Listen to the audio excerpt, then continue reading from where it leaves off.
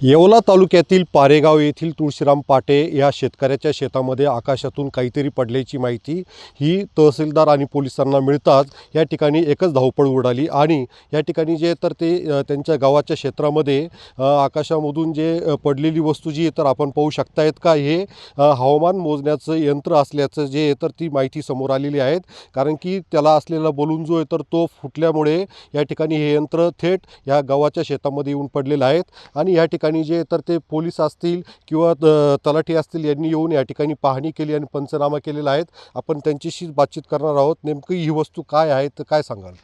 सदरची पारेगाव येथील तुळशीराम पाटे यांच्या शेतामध्ये काहीतरी आकाशातून वस्तू पडल्याचे प्राथमिक माहिती तहसील कार्यालयाला मिळाली। त्यानुसार तहसीलदार येवला यांनी दिलेल्या निर्देशानुसार मी भेट दिली असता सर्व आम्ही पोलीस समक्ष पाहिले असता सदरचं हे हवामान मोजणी यंत्र दिसल्याचे प्राथमिक अंदाज दिसून येत आहे। तरी पुढील तपासाकरता सदरचे यंत्र हे पोलीस प्रशासनाच्या ताब्यात देण्यात येत आहे।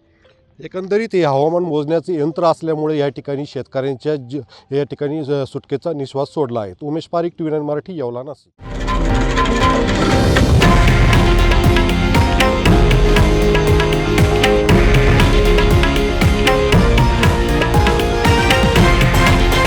हे आहे देशातील नंबर 1 न्यूज नेटवर्क आणि आपण पाहत आहात TV9 मराठी, एकमेव।